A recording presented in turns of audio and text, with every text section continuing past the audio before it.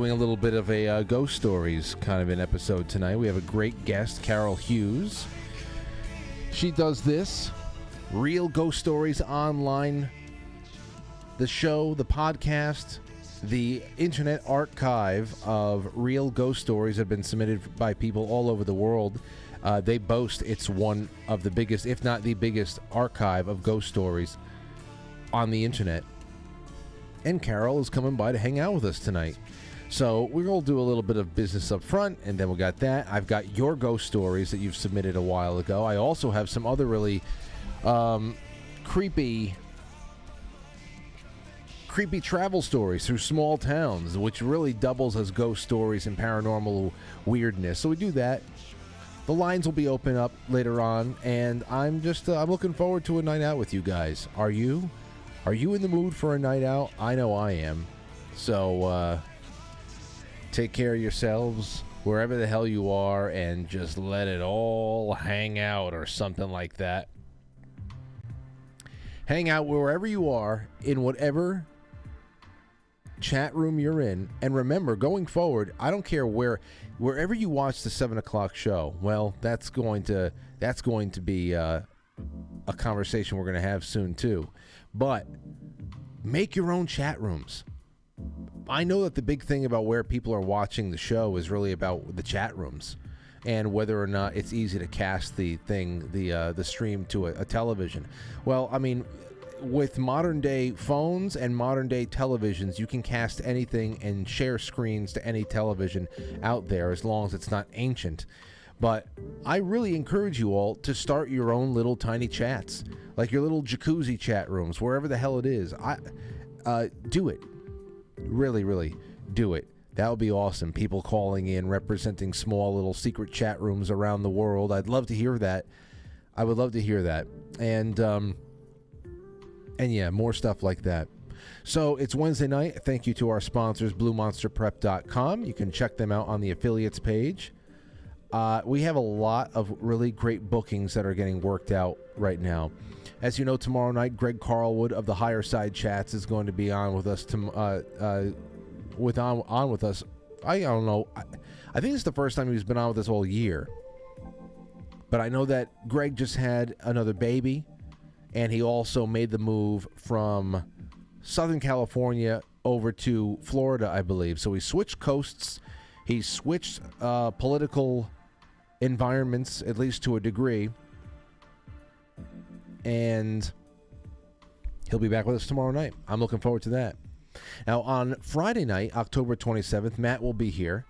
And we are also going to be having a call. It might just only be a few minutes because I don't want to take too much of her time. With a 100-year-old member of the audience, at least a family member of a member of the audience. Her name is Lorraine. And we wished her a happy birthday not too long ago. And I said, well, I would love to interview her. So we'll have her on for a couple minutes, ask her some questions, and bring her into the show culture. I thought that would be really, really great. And she was very excited that we found her worthy to talk to. So what? I'm excited that you're giving me the time. So that'll be on Friday night. Now, on Saturday, I really don't know if we're going to have a Saturday night special. Like I said, the Saturday night concept is going through a major retooling. There's always a chance that I will just pop on and take some calls and do some, total request live something, just to see how everybody's doing. But given the fact that we're going to have October 30th and Halloween on air together, I might as well just leave all my spookiness for then. Rich Barris is on with us on Monday. That'll be a little bit of a current events roundup. And then Halloween night, Dr. Albert Taylor. Chris Ann Hall, November 2nd. Comedian Mike Baldwin, November 3rd. Now, Bob Motta has been moved to November 6th. We'll be talking about true crime. He's a really great personality. I know that he's going to become a fan favorite, and he'll definitely be back. We're too much alike. But we're going to be talking about the Delphi murders and a few other things. He's just an all-around interesting guy who does great work, so I can't wait to put a little spotlight on him. Marley Hornick from New York Citizens Audit. You remember she was in studio earlier on in the year. Well, she is going to be calling in briefly on November 7th for an update, a critical update, as we have all of our local, actually November 7th over here is local election day. On November 8th, we're going to be doing a call with V Gorilla and Velez. I think everybody's going to be on the same call there. That'll be fun. November 9th, we got Monica Kelsey of Save Haven Baby Boxes, where that is all about outreach and saving children, and that's going to be a good one. Robin McCutcheon is coming back. I have even worked out a tentative date with Razor Fist. So that's happening. Pretty sure that's happening. I want to bring Peachy Keenan on. We're working that out. Danny Katz has a new book. She's coming on sometime around Thanksgiving. There's just so much. What about Tony Black Friday? I got to see if Tony Black would like to come by for Black Friday. Don't you worry. I've got a lot of things brewing for you in my cauldron. In my Warlock's cauldron. All right, into the grab bag we go. Let me get the grab bag out. Here we go. First one up, Yellowstone tourist suffers consequences after getting too close to bison, got what he was asking for. This is from Yahoo News. There are a few more magnificent places in the world than Yellowstone National Park, which boasts 2.2 million acres of land to explore. When making a visit, it's important to remember you're also entering the home of a number of wild animals, including elk, bears, and wolves. One tourist got up close and personal with a wild bison, and it did not end well for them. An image posted on Torrens of Yellowstone. Sorry. Look at that. That guy is just like under the bison. He's pinned under the head of the bison. Probably a city slicker. What an idiot. Got what he was asking for. Up close and personal, one user commented. Another moron. Can't read and won't follow the rules, said another. According to the National Park Service website, bison are responsible for more animal-related injuries in Yellowstone Park than any other animal. It's recommended to stay at least 75 feet away from the animal at all times, as they can run 3 times faster than humans. So, I'm sure that this happens from time to time, but they just don't understand. See, this person is not cut out for taking over major swaths of land in Montana like I intend to do one day. I don't know why. I mean, you have to go and you have to destroy the ranch owners first through lawfare and through, guerrilla warfare, and become the most powerful rancher out there, and then you can turn all of your ire towards the bison. I don't know what they thought they were doing. Watching too much television. Anyway, here's another little something on the baseball front. Talked a little bit about baseball last night. Pitcher Brandon Pfaadt, P-H-A-A-D-T. Pfaadt, I think that's how you say his name, goes viral for pregame ritual before sending team to the World Series. That's right. The Diamondbacks are going to be playing the Texas Rangers. I'm happy for the Diamondbacks. I'm going to be pulling for the Rangers, I think.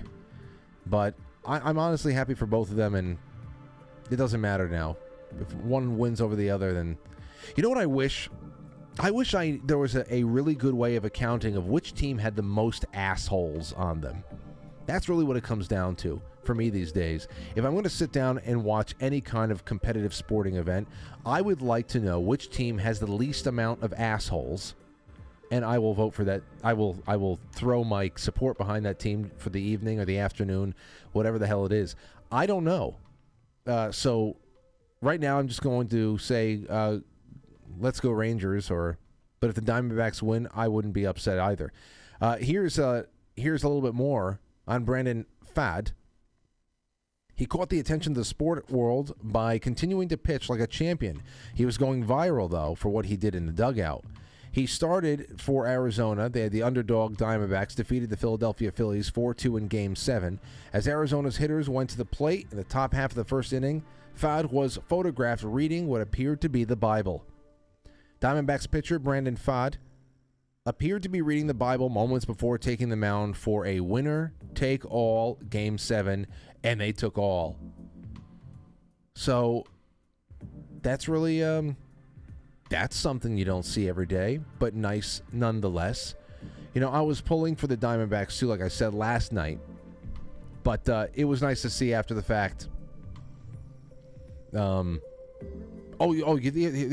the other one? The Diamondbacks, they have this reliever. All you Diamondbacks fans, I think he's the setup guy in the 8th inning. Ginkle? Nasty. I don't know if he's like that all year round or if he's just really on a hot streak right now. That slider had like a 3-foot drop. Body language, calm and collected. I don't know how he usually is, but he looked untouchable last night. That was really something else to see him go. And, and by the way, this was all on TBS, and we talked about TBS last night. What I was watching was normal levels of commentary last night, but then I realized that the TBS stream, I don't know if TBS is affiliated with or they're owned by the same parent company, but True TV was syndicating the TBS stream. It had the TBS logo on it and everything.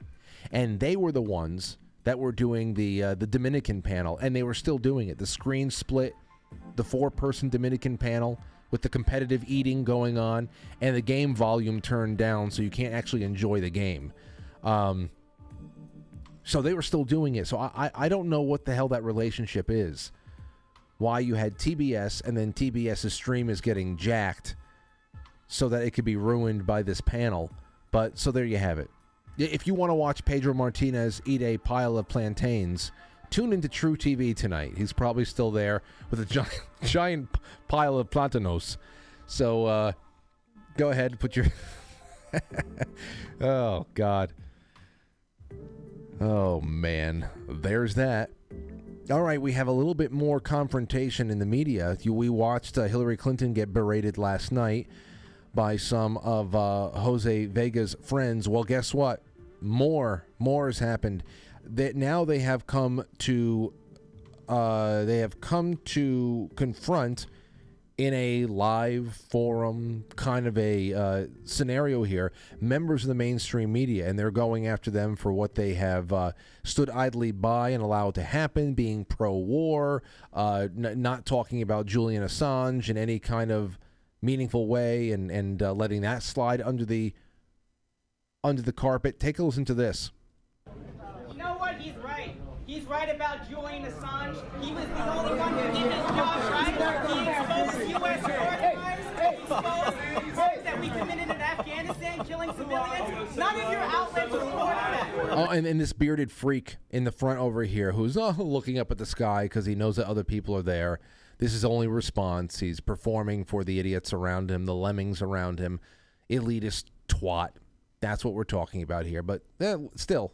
None of your outlets did. Instead, you're bowing down to the war policy, the war nuts who are going to get us all blown up in a World War III. You continue to work for the outlets who continue to lie to the American public and will get us killed. Why don't you leave those outlets? Why don't you do... Tucker Carlson was kicked out because he had the guts to actually talk about the war.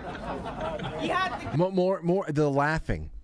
This is another form of the rooftop dancing idiots in Independence Day. It's another form of it. Whoa! Oh, he said the Tucker Carlson guy's name. Oh, let's all just chuckle. So, and it's really great here too. Well, it's not great. It's cool to see the consistency coming out of that whole group's activities, their protest activities and their demonstrations, which are, disruptive, but in very, very constructive, nonviolent ways. But remember, they're talking about Nord Stream over a year ago. What the hell that meant in escalating and sustaining the Ukraine war. You could say, well, what's happened since then? It has been, this is an expansion of that. It's all connected. So you can see that the ball continues to get moved downfield. It is getting more and more serious. It's not that we're jumping from one fire to the next. The same fire is continuing to grow in size, in intensity. It's something else. MSNBC fired Donahue. He had the highest rated show on MSNBC, and he got fired for criticizing the invasion of Iraq in 2002. This is a disgrace. You lied about Iraq, Libya, Syria, Ukraine, in the Q&A, okay? supporting bailouts, money printing. Now we're on the brink of World War III. If World War III kicks off, the blood is on your hands. There you go. And then, of course, the lemmings. We need security here. I just wish I had the. I just wish, if there's no way to avert what's happening right now and what direction we're going in, I just hope against hope that the cross-legged chucklers in the audience could be the first ones vaporized in the wars that they help manage. In the wars that they all have a hand in helping manage, launch in many ways. Yellow journalism has been doing that since the Spanish-American War. I just hope that the cross-legged chucklers get their get one moment of self-reflection. That would be great, wouldn't it be? I think it would. All right, it's 7-Eleven. 7-Eleven. We can go through some more of the headlines, but why? Why? It's all the same thing. And we'll do a little bit more as time goes on, but we can't get bogged down by it because there's, let's do a little something else. We got Carol Hughes on with us tonight. We're going to be talking ghost stories, especially yours. That's going to be mixed into it in the second half. There's also going to be other little things thrown in, show and tell opportunities. It's going to be nice. So don't go anywhere. We're coming right back, and we'll be here with Carol Hughes. So thank you so much for the time. Good night. Oh, and please help share the show. Wherever you're watching, help share it live. Let's bring in your friends. Let's bring in your family. And let's make friends. The old-fashioned way. Word of mouth. All right. Be well.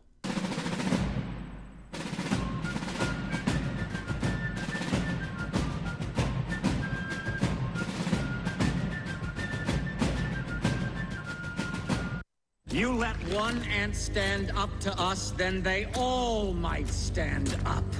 Those puny little ants outnumber us 100 to 1. And if they ever figure that out, there goes our way of life. It's not about food. It's about keeping those ants in line. That's why we're going back. Does anybody else want to stay? Let's ride!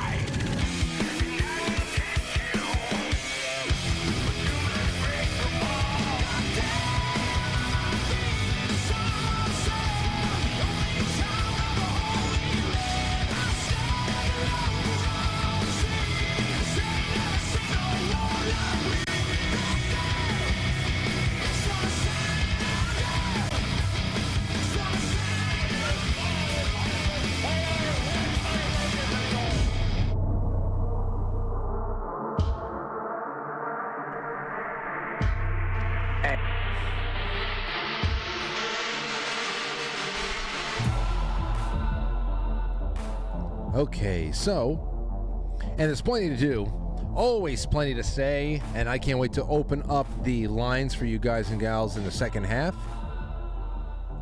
We might even be able to do something a little bit different with our guests tonight, and that is to pull them over onto the other side of the intermission, which is going to be something that you'll see a little bit more of in the coming days and weeks. So, Real Ghost Stories Online. Let's get to that right now. We have, and welcome to the show, ladies and gentlemen. This is, quite frankly, the pre-show show is over. That is the fake show. This is the real show. On a Wednesday night. How's your week going so far? You feeling all right? Aurora has a stuffy nose right now. And, elderberry. A little bit of trying to get her little teacher blow through your nose. So then we have to get the nose vacuum sucker out, which she's doing a little bit better with. It used to be like trauma. I hated that, but, stuffy nose. Got the humidifier ready to go and everything else. So just that time of year, and we'll see. We'll see. Anyway, that's what's going on with me. It was a pretty run-of-the-mill day, and I hope that it was agreeable with you as well. But tonight we're going to be jumping into some other stuff, and a lot of it is going to be based on I have this over here. This was from back in January of this year.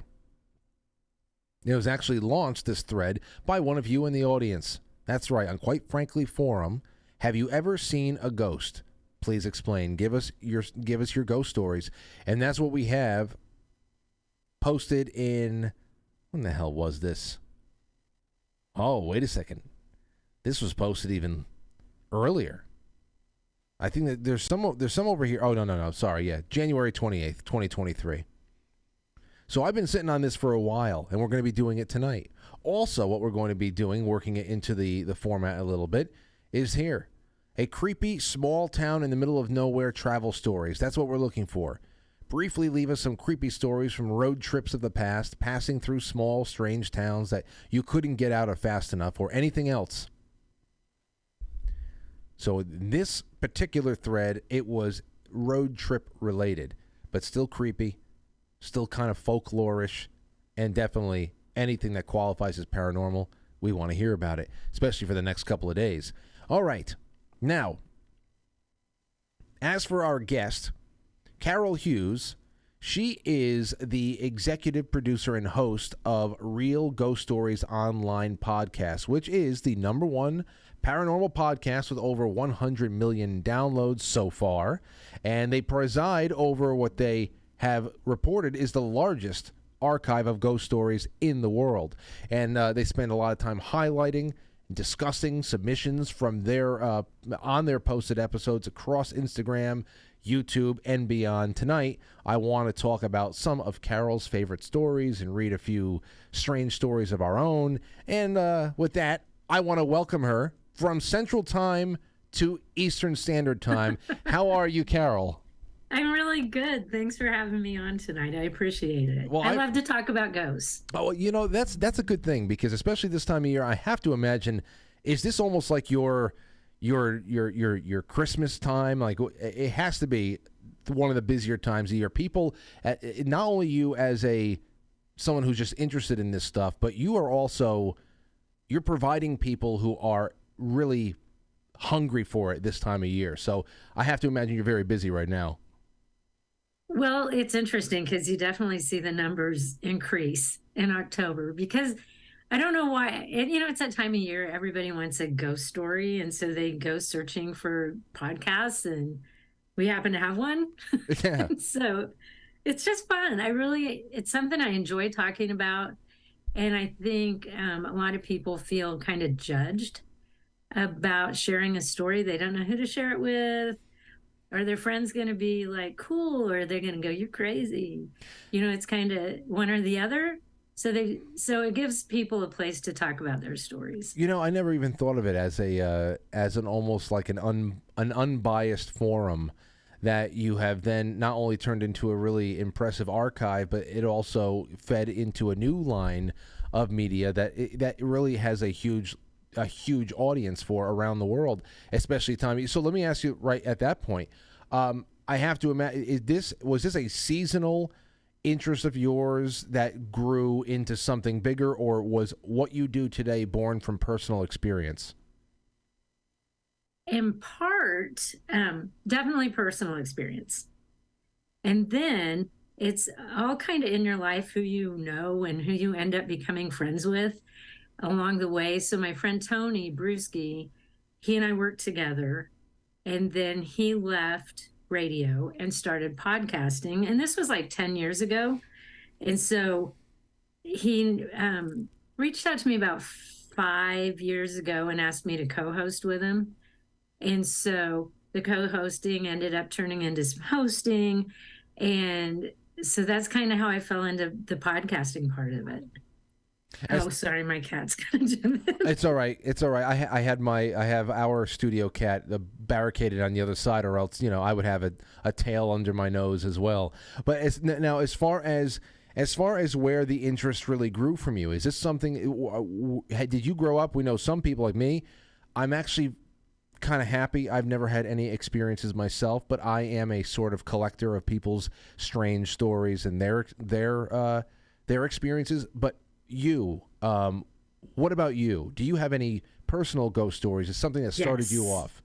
Yes. Okay, tell us about that. We have 2 paranormal shows, and one is Real Ghost Stories Online, and the other is the Grave Talks. And the Grave Talks, it's talking people's stories, you know, whether they're paranormal investigators, or I had an exorcist on recently, or we're talking about a haunted hotel or theater.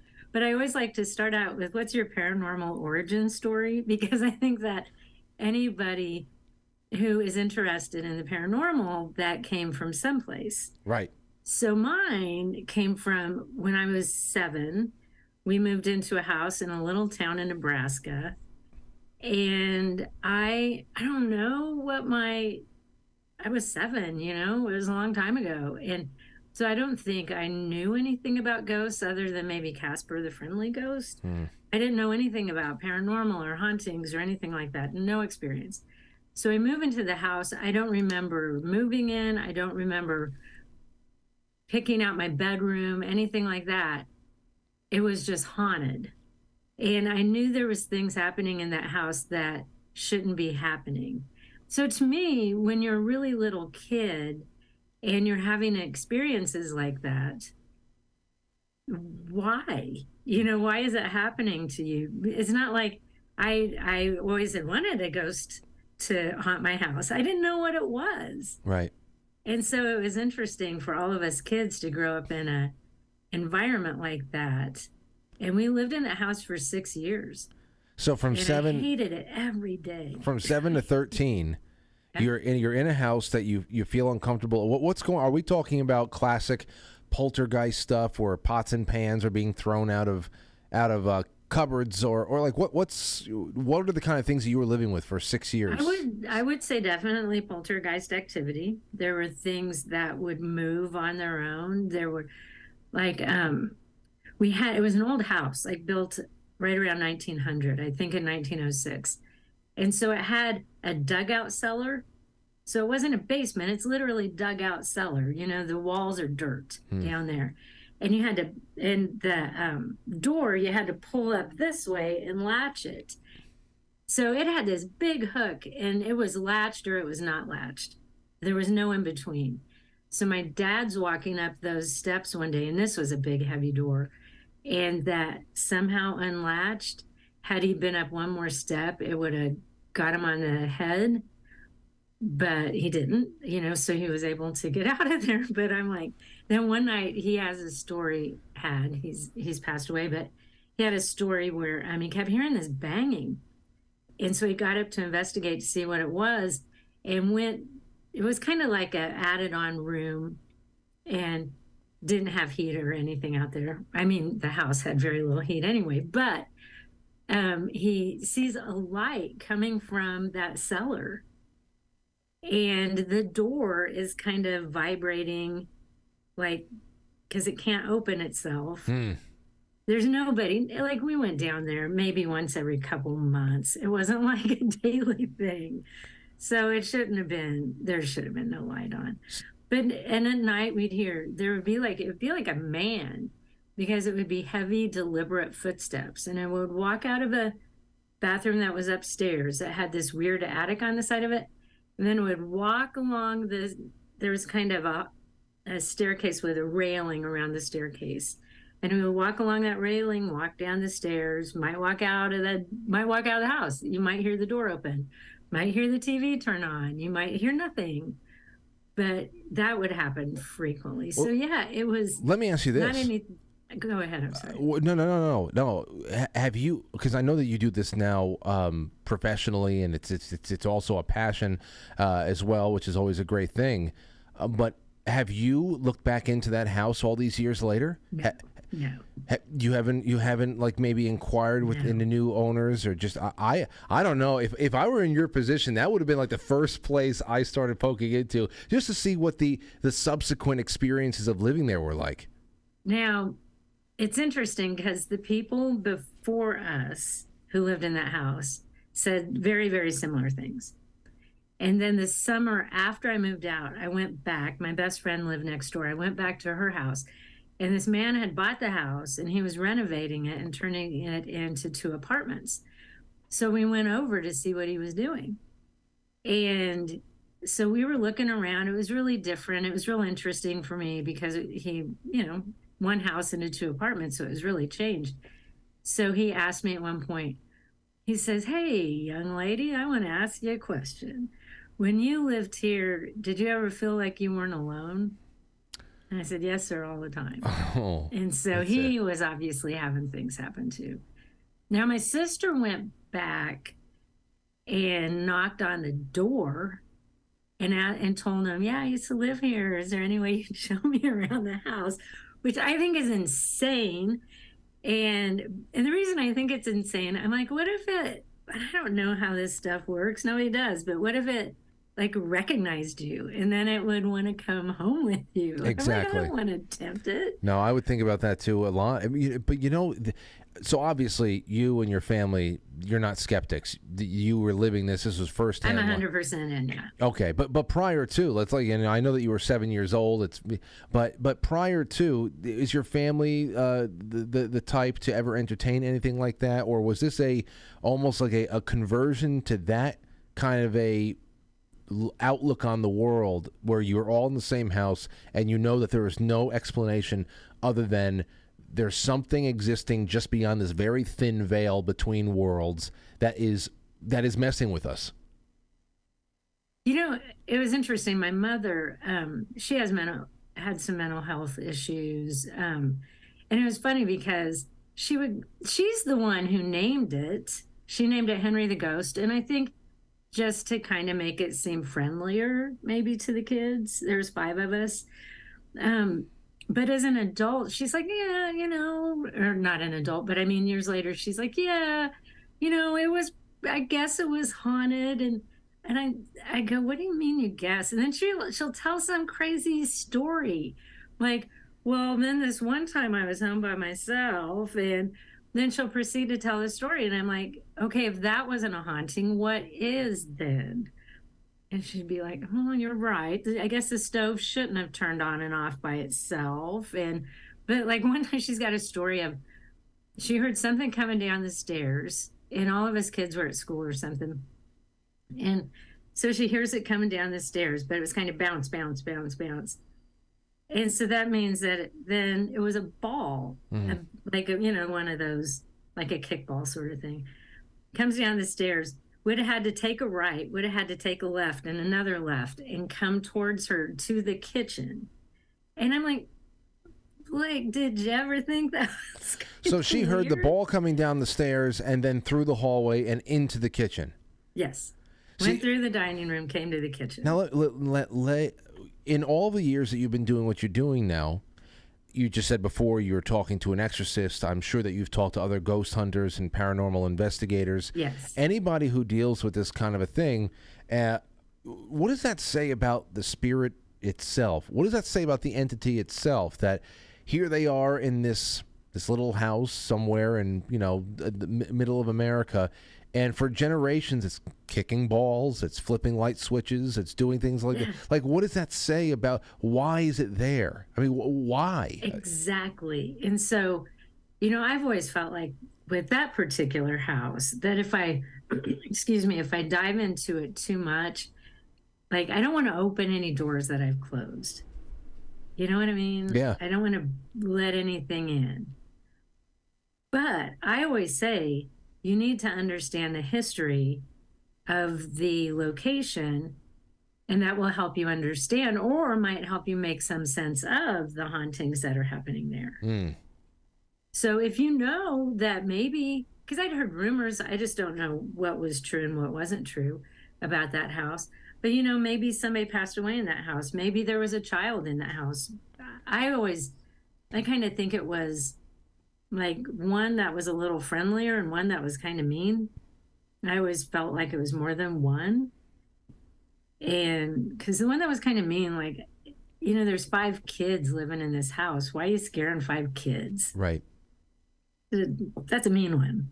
Yeah, unless, of course, and we've heard this a lot here too, very strange encounters with child ghosts that seem lost, and perhaps they feel and see the almost like kindred young inhabitants of the house. If there's a living person around the same age as they are apparently frozen in time as, which, I mean, the whole thing is very morbid because you wonder, the children. Get them back, get them home somewhere, get them to heaven. Why are they stuck here? It's like the ghost children make me sad. But then there's the other side of that it could be some kind of entity that is impersonating a child. Yeah. So it's not really a child. So you think it's a child. So you have one reaction to it, and that's pity and compassion and I've got to help you get to the other side. And then you find out that it's not. I've heard those stories, and I find that terrifying. Do you see yourself more, Carol, as an archivist of these stories, or do you venture into haunted locations, into cemeteries? Do you collect EVPs? How hands off, how hands on are you these days? I'm not hands on because I can definitely go places and sense things. Like I can feel when things are there. I don't really like that necessarily. So I really don't want to interact too much. I'm fascinated by talking about it. I think most people who have had paranormal experiences are fascinated by it because it's like, what the hell was that? And you want the answers. So I totally get why people start investigating and doing those things and trying to find the answers. But I'm always afraid. Like I live right now my house is very peaceful and calm. The last house I don't think was haunted, but I had things happen there. So I've always been like, did I bring something home with me? Like in my house, I won't bring home antiques just because you don't know. And so I'm very aware of that. And I know that, and I think it's just from having those experiences as a kid that opened me up to it. Yeah. And that it's always kind of been that way for me. Well, that brings up the idea of conjuring for me. And I often wonder how important human intention, especially concentrated human intention, if it's a group, you start thinking about what people are doing in seances and black masses or wherever anybody is getting together in a ritualistic sense to bring about a certain spiritual end or to manifest reality in another part of the world or whatever it is.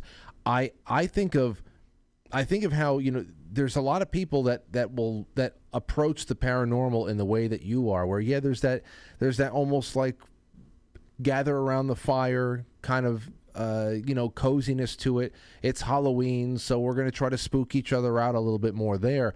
But as far as a real interest in the paranormal, there are a lot of people who very much believe that if you take an interest in the paranormal, you run the high risk of the paranormal taking an interest in you just by even thinking about them, concentrating on shadow people, saying even in a casual conversational way a demon's name. There are people who won't utter the name of certain spirits because it almost acts as a beacon, they believe. So I have to imagine you're on the same page as them. See, I think that there's a lot of paranormal investigators who do it right. And their approach isn't to conjure anything up. It's to interact with what's there and to find out what's there. So, so many people I talk to, I was talking to a guy who has a haunted theater. And so when they were doing renovations... Are you talking, wait, 1 second, movie theater or... It was at one time like a vaudeville theater. Wow. And then they used it as an old, when silent movies came out, then talkies. And now there's so many theaters almost in every city that they probably built 1910, 2030 in there. Then they went into disrepair. Mm-hmm. And there are these beautiful ornate theaters. And now they're renovating them again. So they're stirring all that up. So he said, he just goes in every day and he says, okay, today we're doing a children's show. So you're going to see a lot of kids in here today. And he tells the spirits in there every day what's going to happen in the theater. And I'm like, I said, it's almost like you have a friendship with him. And he said, I really feel like I do. Like there's this mutual respect. So, I mean, almost every single, I can't even think of anybody I've talked to that does investigations or works at a place like that. They all have respect for it, and they don't try to taunt them. They try to respect them and appreciate, when you were here, it might have been more like this, or we're renovating and here's why. And I just think that approach makes sense to me. It does. Everybody says be respectful. You brought up the theaters. We have one of those in my town. Now there's a couple of really old venues in our town that have gone through several phases of ownership, and they have reemerged. But there is one place in my town. It's called the Embassy Theater, and actually I just grabbed some pictures of it over here. It's on. It's really interesting. The inside of it is gorgeous. And it has a stage. There was a place for stage performances. It was built in 1926, so right in that range that you're talking about there. But and a wonderful, wonderful ceiling, amazing. And from the outside, you'd never know what the hell was going on. But it is in tremendous amount of disrepair. It probably was at the tail end of vaudeville. It was a very big thing. Other kind of community productions, and then of course the movies. I know my parents went to see all the Beatles films there back in the day, but I've never even walked through the place. It has been in disrepair for almost a couple generations now, and it just boarded up. I can't imagine what the hell's going on inside of there. Right. In our first studio, Carol. Our first studio location, we moved into this one in 2015, but our first one was very haunted. And when we moved into there in 2009, that was in April. I believe by October of 2009, we brought in a ghost hunting crew from Syracuse, New York. Now, little did I know that Syracuse is like the top 5 haunted cities in the country. And they were doing a lot of work with the Discovery Channel and stuff. And we convinced them to come down and to ghost hunt in our place, especially since it used to be an old brushworks factory, and there was probably a lot of child labor there in the past. And man, the EVPs were crazy. They all their meters were off the charts. I don't know what was real and what wasn't, but there is something to be said about even the more, I don't know, just in anybody's town, anything could really be it. An old repair shop. Mm-hmm. It's just there's something about old places where a lot of human activity has been there for a long time. There's just a residue that's left behind energetically. And with theaters in particular, I actually write plays, and so I'm in a theater a lot. And my friends are actors and directors, and so it's an interesting place. So I see why people would want to haunt a theater. And even if you're not an actor, you're a performer, you're a musician, you love being on stage, you are very passionate about it, or you're the stage director, you're the guy who does lights. Like those people are all in, like they love that stuff. And so I see why theaters in particular would be haunted. And man, it'd be cool if you could go into that theater in your town, but I think that would be kind of hazardous to your health. Because if it's perhaps been, perhaps maybe I should watch where you walk. I know, if you were closer to the tri-state area, I'd say, you know what, Carol, I'm going to put in a couple of calls because I know some people who work downtown, and maybe we can go snoop around a little bit. But I don't know. I'll wait. If you ever go on tour with your act, then I'd love if you say, you know what, I'm going to, because this time of year, we're talking about. And as far as American history goes, it's as old as it gets up here near New England. Oh, yeah. So there is just there's little tiny historic cemeteries, maybe less than a quarter of an acre, that is just stones, people who died shortly after the Revolution. So it's just incredible what's around here. Let me ask you this.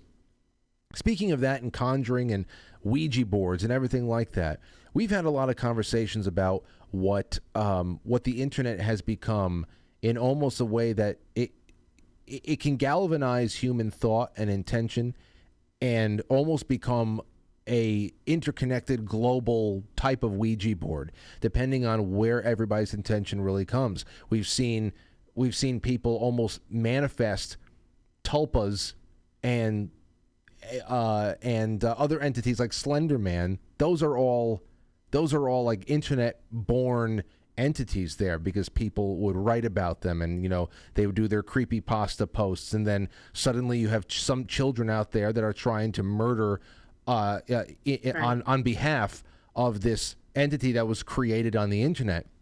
What do you think about the internet in that respect, as being almost like a globalized digital type of Ouija board if it's used in the right way? I just think it's like any topic in the internet. Everything goes south at some point. Like, you might have this healthy conversation going on Reddit, and then all of a sudden somebody jumps in and says something horrific. And so I do think, though, that also goes back to being responsible about it. And, it's just like that game of telephone, when you were a kid and you would whisper in that guy's ear and he'd whisper in that guy's ear. And then by the time the story gets back around, it's a totally different story. So I think people see a little bit of something and then they go, oh, well, that was true. And then it gets bigger and bigger. The next thing you know, people have seen it. Have they? I don't know. I know. You just don't know. I mean, it's interesting because I've talked to people, I've had them on the Grave Talks, that definitely believed in cryptids. Now, cryptids I'm kind of on the fence with, like the Bigfoots, because almost every state has, like the boggy monster. I think that was Arkansas or Missouri. No, Missouri's like the Mo monster. So each state has these monsters that some people say they've seen. And some people 100% believe it. And then other people I talk to, it's like, oh, absolutely not. That's not true. There's no way that's true. But it seems like if Bigfoot was out there, we'd have discovered him. Maybe. One would think. Maybe. So I don't know. It's kind of like that with, if you get in the right forum with people talking about cryptids, those people are all in. Like, that's 100% real.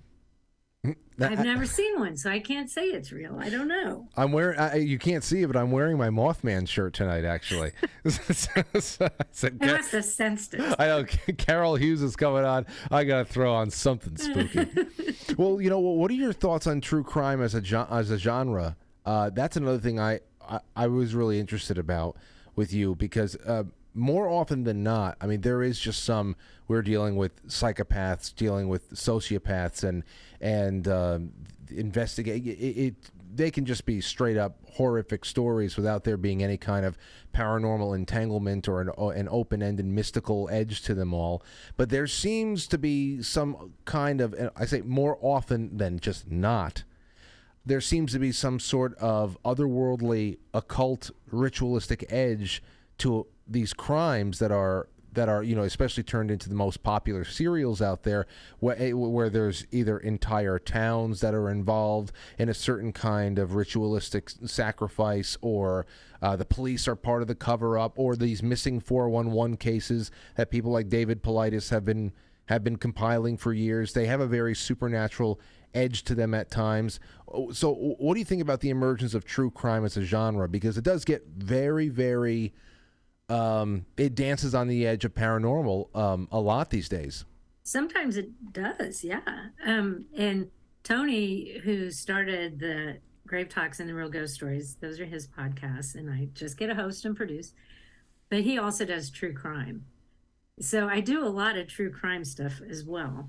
And it's interesting, if you look back, like in the 80s, you can also, I can't remember what they called it, but there was like these devil worshippers killing people and all this stuff, and they were taking children and doing these horrific things. There's no proof of any of it, but it kind of went around like it was true and everybody was believing it.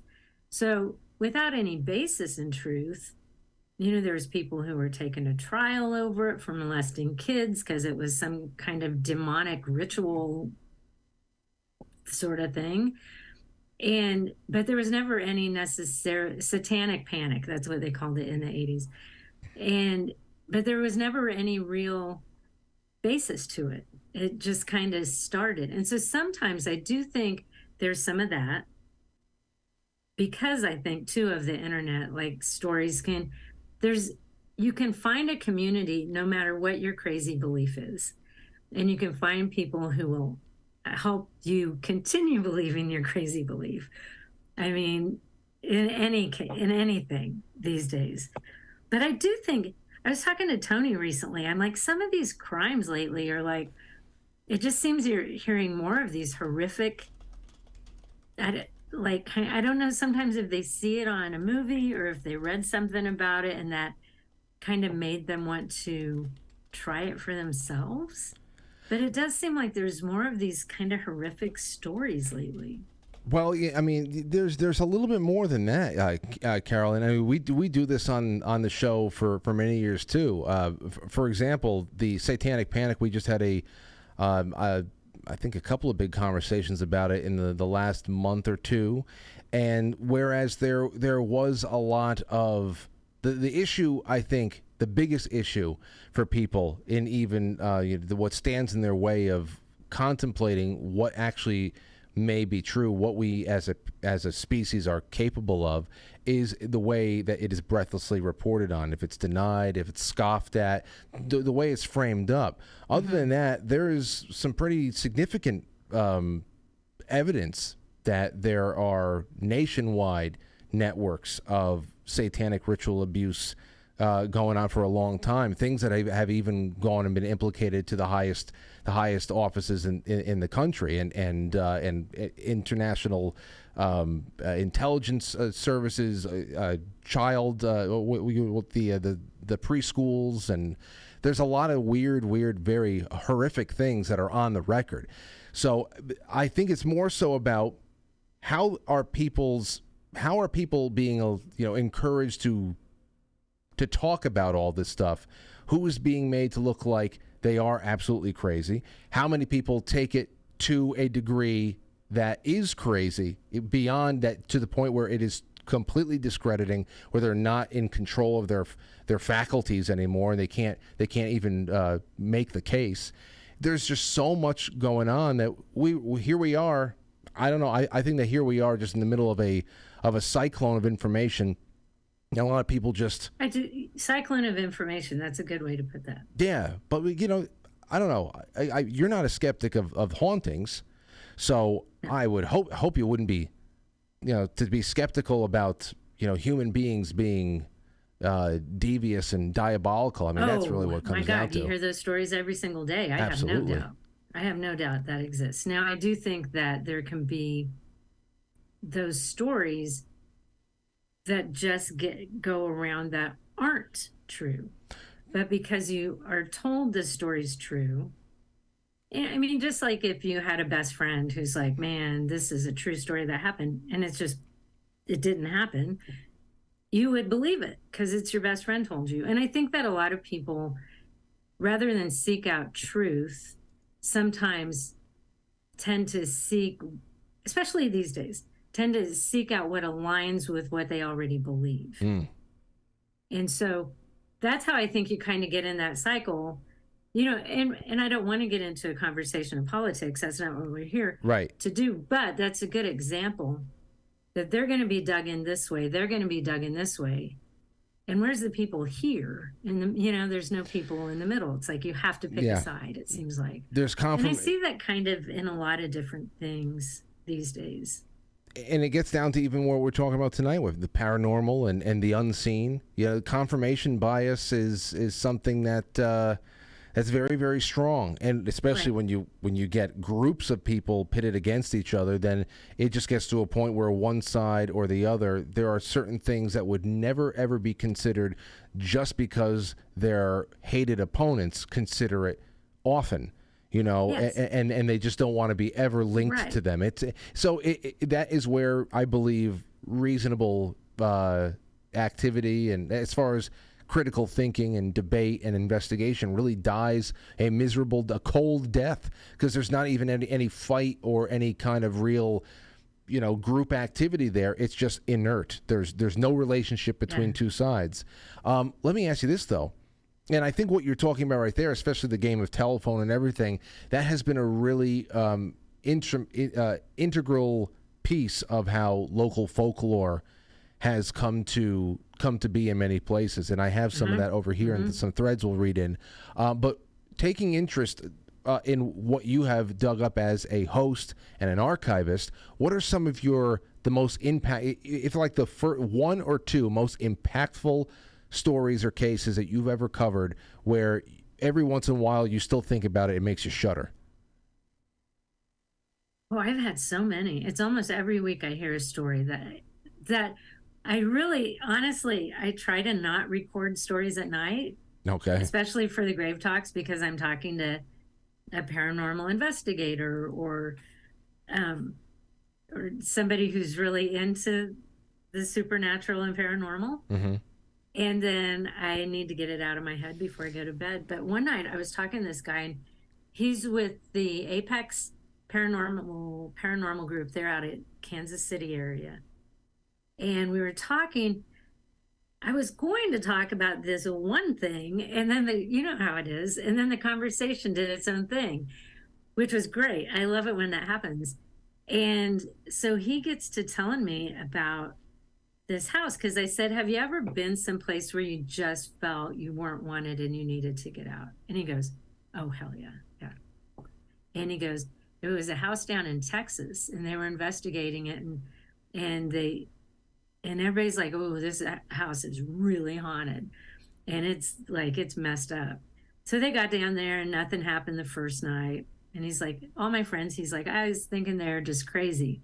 So the second night he's down there, and they start hearing like this growling, get out, or something. I think the first time it said get out, and then said it again. And then the guy says, okay, if you say that one more time, I will leave.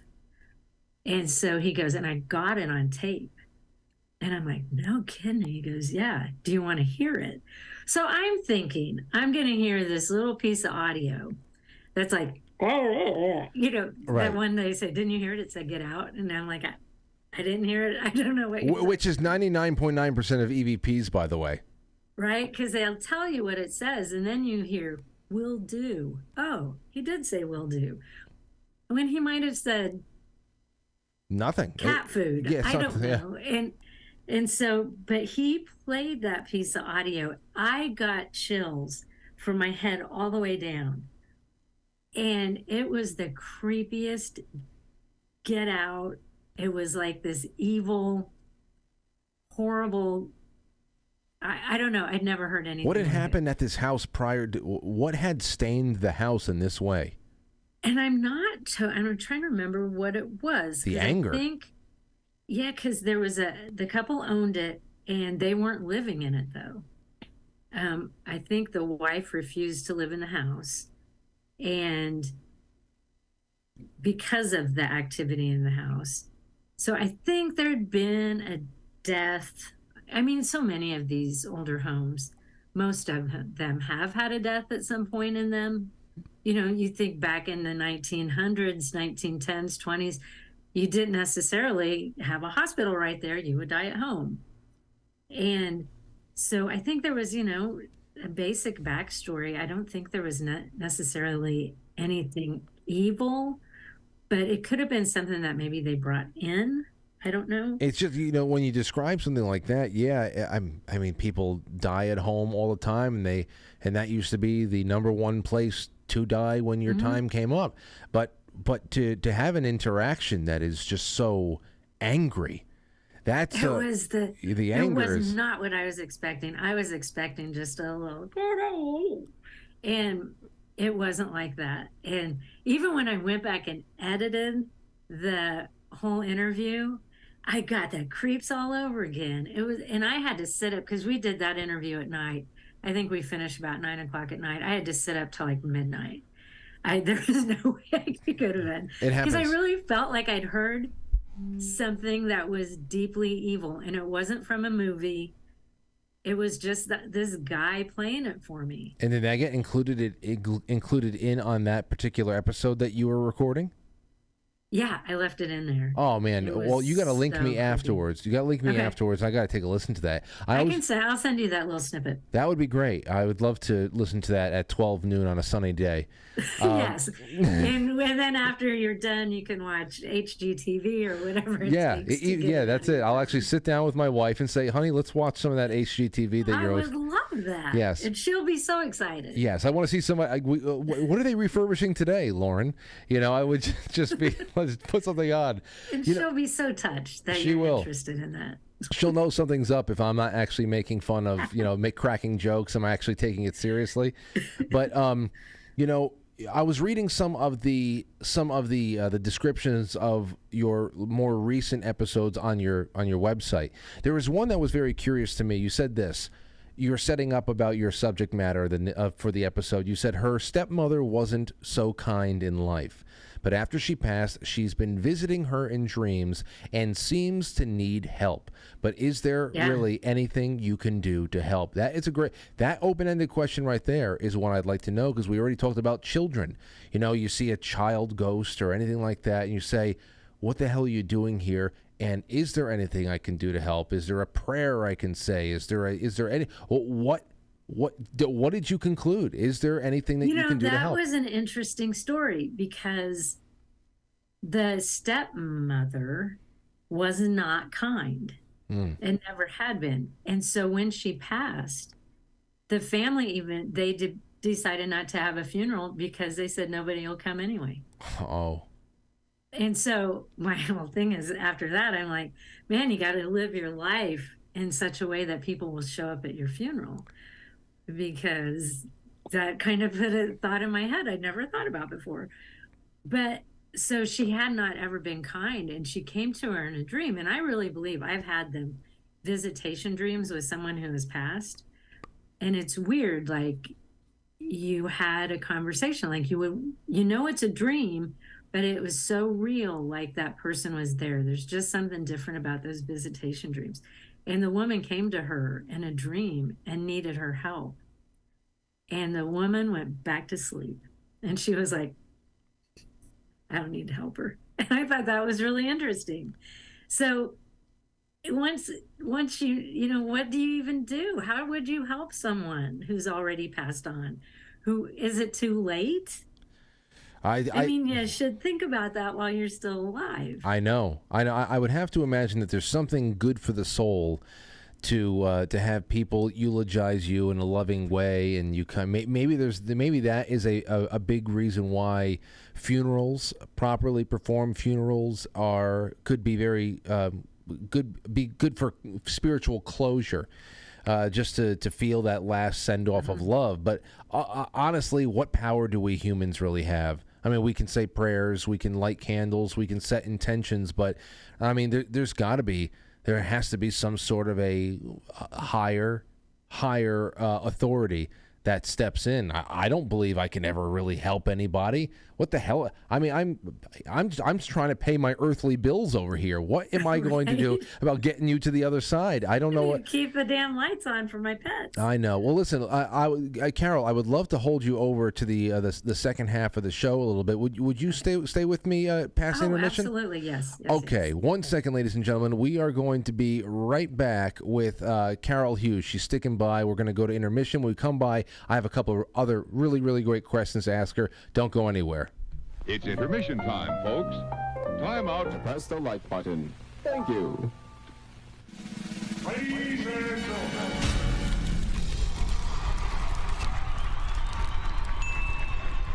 Welcome to intermission. We'll be right back.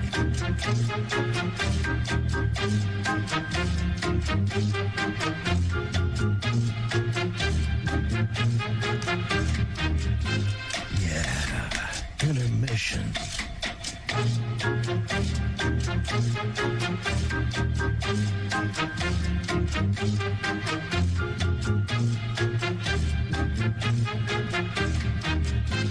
Yeah, intermission.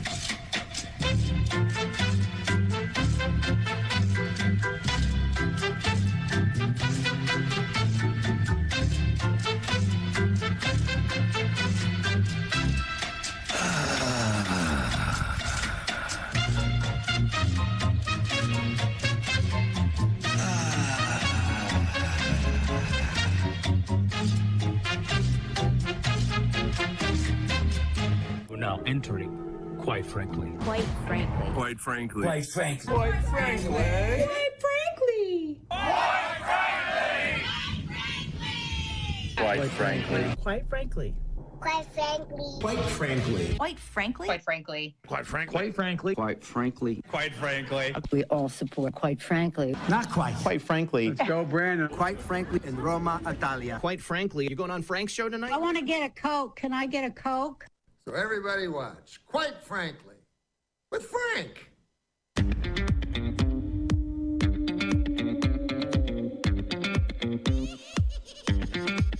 Quite frankly.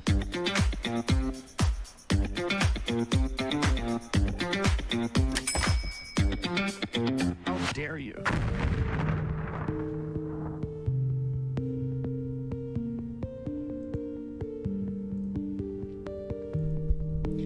All right, ladies and gentlemen, we're back on the other side of Intermission Land, and we still have Carol Hughes with us. I'm so happy she's sticking around for a few more minutes.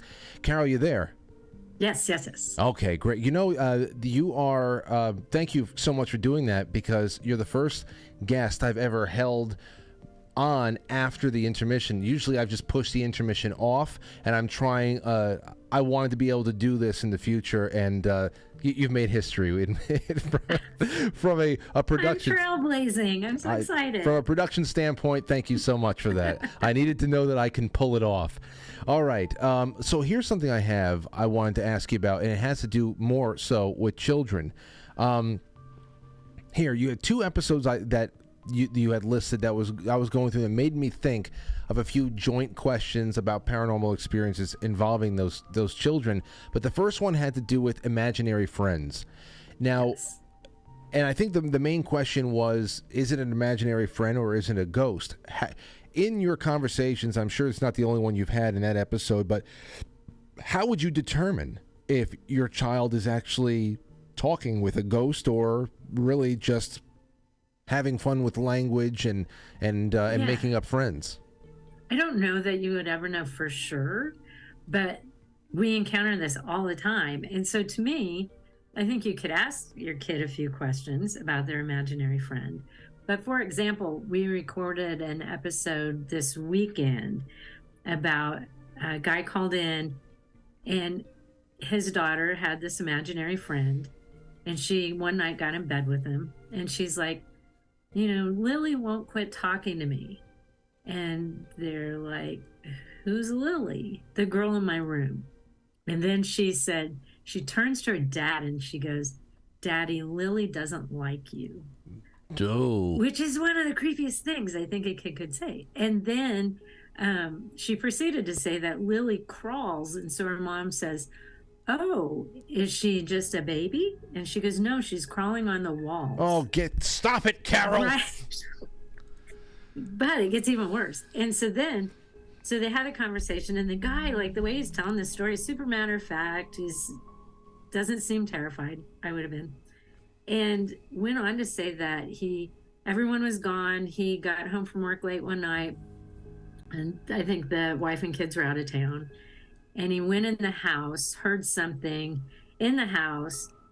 He grew up in a military family, so he was like clearing, how you do, got his gun, and went into his bedroom, and there was a little girl standing in his bedroom.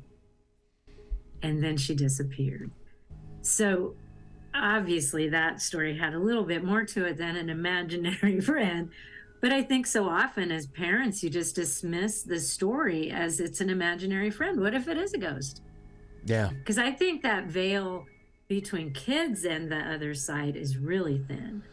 That's something, we hear a lot of old wives' tales, if you want to call them that, about how babies are born with a certain very unique type of intelligence, where they have so much more knowledge and understanding and sight that slowly as they transition into adulthood, they're leaving their childhood behind, or they're learning how to speak our language or something like that. They start shedding these older, more primal layers of consciousness and intelligence, they shed that, and there's little remembrances of what's going on there. And then there's the other thing I was going to ask you, and I'm glad you just segued it for me, but from your experience, what is your opinion on this? What is it about childhood sensitivity to the spirit world in general? Is it something that is, you believe, pretty widespread across all children and generally fades for most people, like almost like the ability for adults to hear Santa Claus's bells and Polar Express? You think it's more widespread and it fades across the board, or is it one of those things where if you have a gift, you always have the gift? That's a good question. I think it could be a little bit of both. I think, just depending on a child's environment, they might have an experience, there might not ever, but then there might be a child lives in a house that's not haunted, nobody dies, and it's, there's no reason for them to have an experience.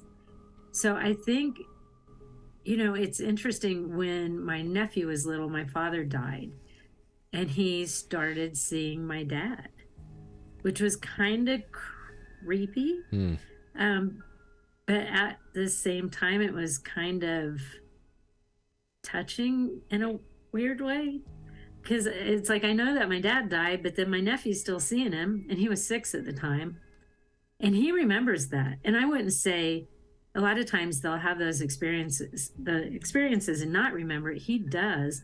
But I also wouldn't say he's a particularly sensitive person at this point in his life. And that is a time in his life that has been left behind, that didn't continue beyond a certain time. Now, he lived in a haunted house recently, and I went over to visit him, and I was like, shit, what do you say? Like, if you go to somebody's house and it's haunted and they just bought it, do you tell them?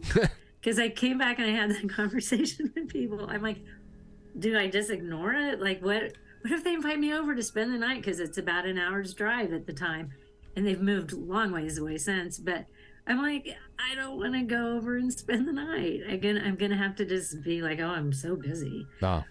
An hour's drive is nothing. I would always be driving back that night. Right? Yeah. And so I'm like, what if it's like, Carol, you had a couple beers. You can't drive home. I'm like, crap, I have to stay here. Yeah. So I don't know. It's like, it's interesting. But so I know Chris can sense it now, but that went on with my dad for, I'd say weeks. It was a couple months that went on for. Wow. I mean, I have some ghost stories over here I'd love to read with you for the first time, if you'd be interested in that. Especially since you boast to have the world's to be in control of the world's largest archive of these stories. So this is probably going to sound like things you've read before, and I just can't wait to see what it brings up in you. But this one here was left earlier on this year by Lennox. Okay, he said, I am convinced I saw the ghost of my beloved Nonna. In the 1990s, I was living with my grandmother's two small bedroom house, maybe a year after her passing. She had died in her sleep at my mom's house a few miles away, but my aunt, her daughter, had died in her sleep in this house, but not in my bedroom, in the 1970s. When I slept in what used to be Nonna's bedroom, I would always keep my door to the hallway closed since lights coming in bothered me. One night I had trouble sleeping because of foot problems. All of a sudden the door opened slowly, letting a light from the hallway where my grandmother was letting in where my grandmother was standing. Nonna was wearing a dress she always wore. I did not open my eyes fully, but peeped through squinty eyes, pretending to sleep, because it was such a calming apparition that I didn't want her to leave by making sudden movements. She just wanted to see that I was all right, and then went away. Then I had to get up and close the door because the light coming in bothered me so much that I couldn't sleep, and then I went to sleep. I was not asleep at the time, so that was weird. Have you ever seen a ghost? I mean, now there's something. There's an apparition, a specter, something that appeared before somebody that was so calming that they wanted to do anything that they could in their power to prolong the experience. See, and those kind of stories I find are really sweet, actually. Those really touch my heart because it's kind of like love transcends. Even though your grandma's gone, she still loves you and cares about you. And so I always kind of feel like I've had some things happen in my life with people who have died that shouldn't have happened, experiences that shouldn't have happened. Because if they're dead, they should be dead, right? Yes. And so how do you see your grandma at the doorway? So I like to think that they're closer than what you think they are. And when you have that strong of a connection with someone you love, I do really feel like they can be there for you. I don't think necessarily, and who knows, maybe grandma's been watching her multiple nights. That was the first night she ever saw it. See. It's just kind of that love is so strong that grandma needs to make sure she's okay and just loves her. And then that's kind of what grandma would do. Grandma would open your door at night, or your parents, they look in, make sure you're sleeping okay, and then that's that. They go away. You laid it out there very calmly, very coolly, but I gotta say, you said something that really is just the period at the end of the sentence for me. If they're dead, they're dead. It doesn't matter if she's coming through the door with an axe, or if she's coming through the door with a basket of fruit or some porridge for me, or whatever the hell it is. You're not supposed to be here. What are you doing? And see, I think I would react like, holy. Oh, I would be. But that is interesting because that person was very calm. Like they felt that love. So I think they felt that presence of grandma, which was why it wasn't scary. Yeah. Well, now, I do honestly think if tonight when I go to bed and that happened and my grandma was standing there, that would scare the crap out of me. Yeah. Now, maybe I would be like surrounded by that loving feeling and it wouldn't scare the crap out of me. But I do think it's beautiful that, because I hear those stories where they saw a loved one or had that experience with a loved one. And I don't know how that happens. Well, I don't know either. Like, for example, I always say that my dad has helped me through some stuff after he's been gone. Because I don't think you just necessarily quit parenting. And I was almost in a car accident once, and this woman was getting in my lane, I was getting in her lane, but what she didn't know was the traffic was stopping. And so I'm getting off. I see that the traffic's slowing down. I want to get over. So we did it at the same time. And she got hit by this, like, I think she hit the car in front of her and the truck behind her. And what happened was her car lifted up and went in my lane. But in my car, I heard a man very distinctly yell, "Speed up." And so rather than slam on my brakes like you would when you're in a car accident, and I think you immediately stop. It's like you got to slam on the brakes.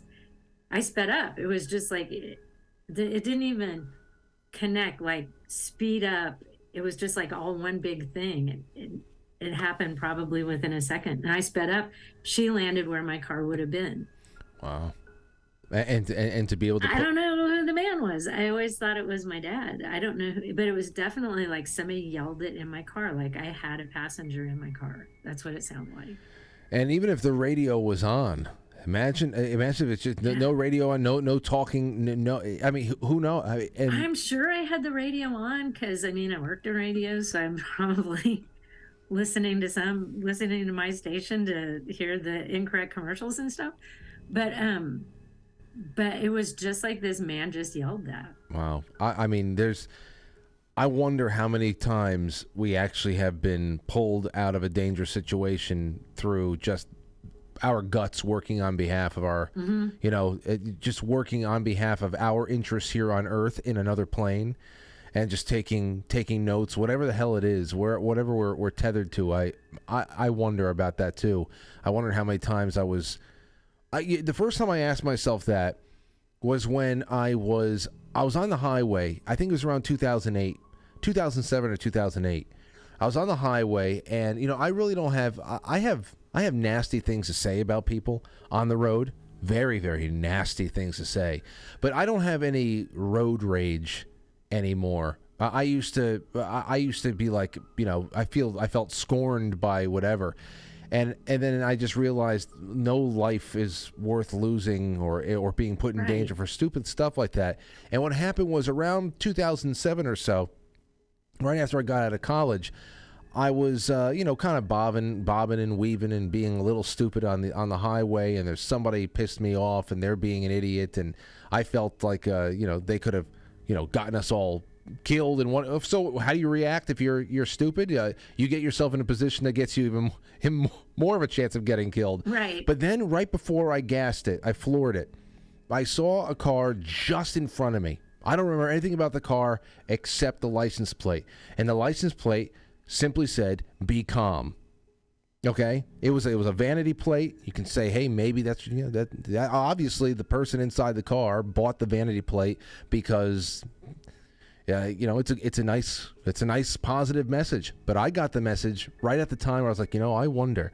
I'm driving. I said, I wonder if I hadn't seen that message come through to me, my eyes weren't drawn to that car, if I'd be splattered along the side of the highway right now because of something. And I never did anything ridiculous again since then. I just think about it all the time now. So it's interesting you bring up the license plate thing, because somebody was talking to me recently and we were talking about signs. Maybe it's a hummingbird, maybe it's a cardinal. People get signs from loved ones. And they said, look at signs from license plates. Oh. I never thought about that. And then you just said that you got that sign. And I'll tell you, it's not something I do often. Seriously, that was just one of those things where I was drawn to it, and then I felt a calm. And I think it was a Halloween night in 2007. A Halloween night in 2007, I went with a friend of mine to there was a psychic medium that was doing a group reading in somewhere near Peekskill, New York.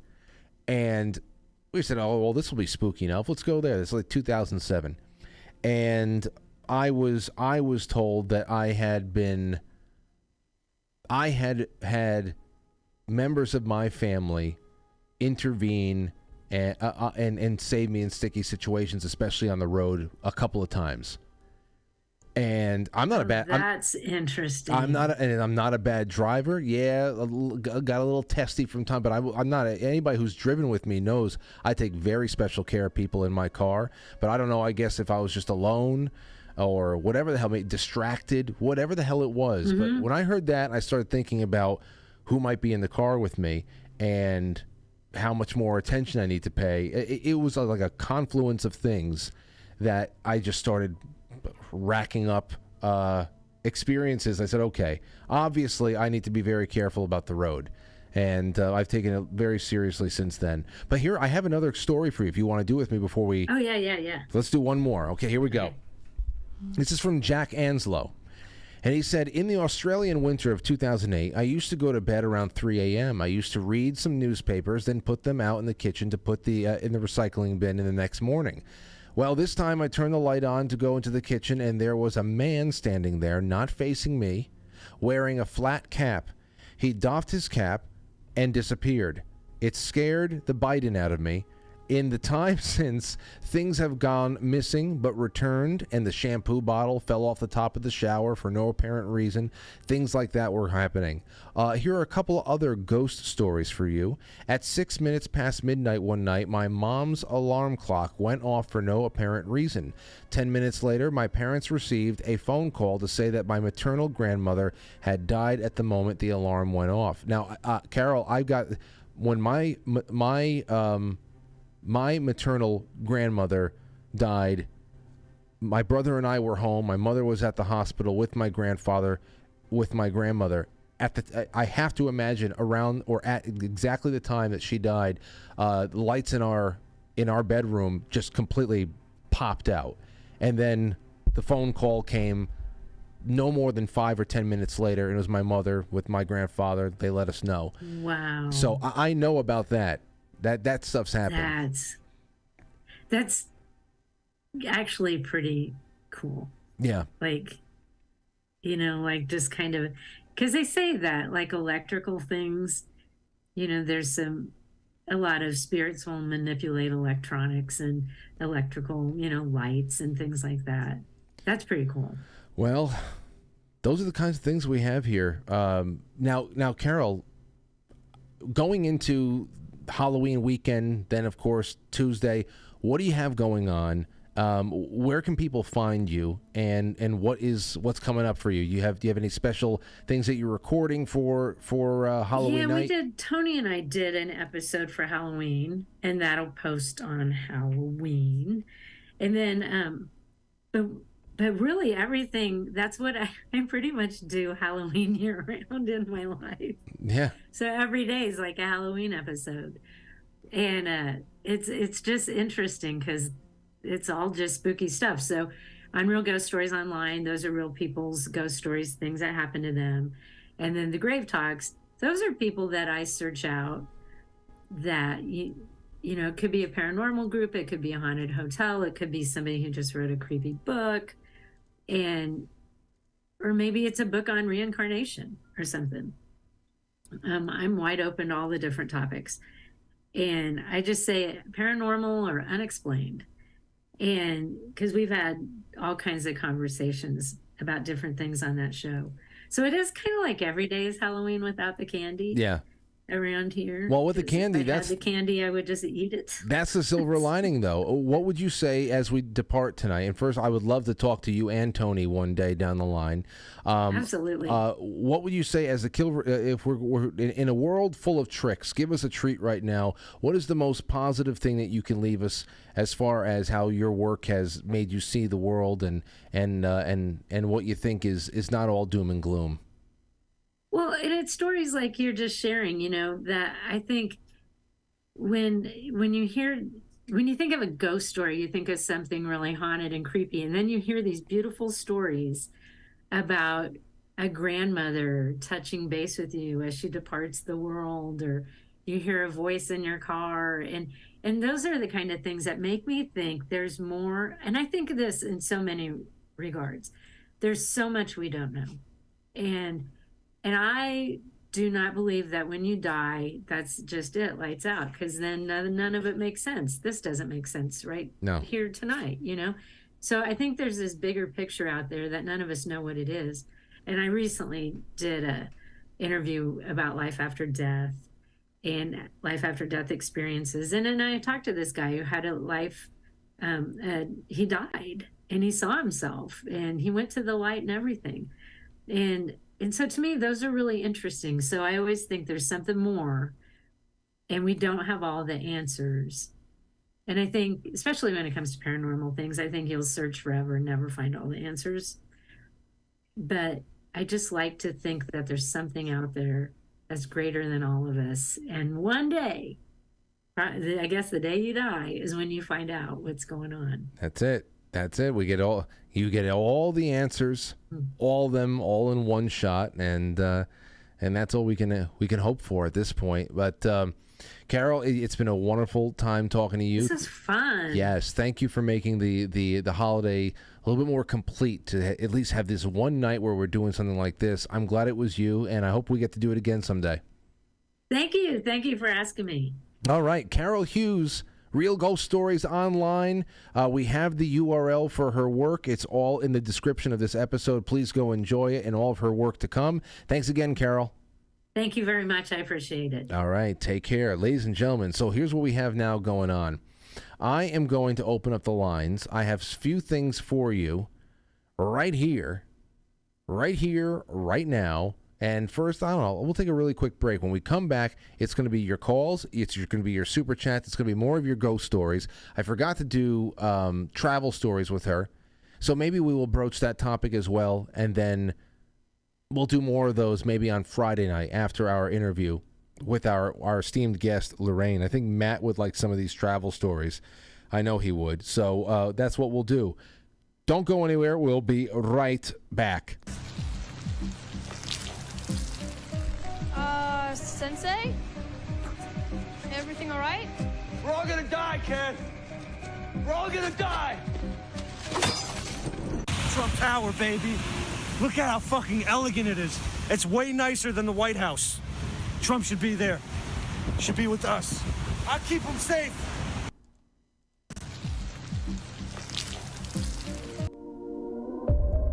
QFTV's got music, movies, video roundup, throwback, vintage Frankly episodes, and so much more.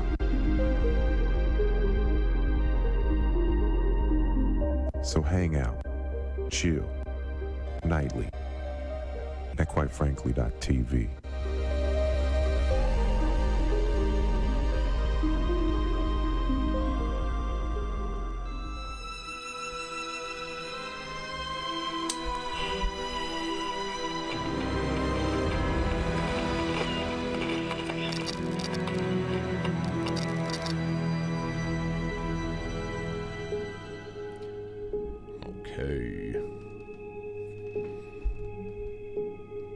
More of your stories. So, how'd you like it? I know this probably had a lot of fun. I know a lot of you had a lot of fun with the people in the chat room. A lot of opinions. A lot of statements made. I wish I could have seen them all.